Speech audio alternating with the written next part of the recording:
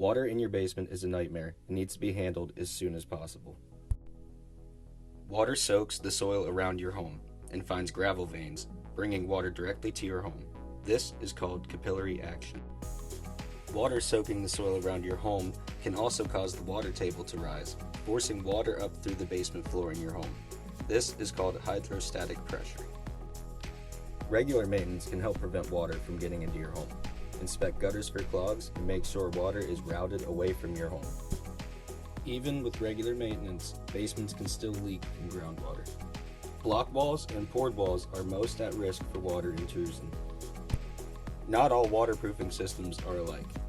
The interior drain tile system is the only system used by Hawley's Home Restoration. If you have water in your basement, please do not hesitate to contact us. Please visit our website, find us on Google and on Facebook.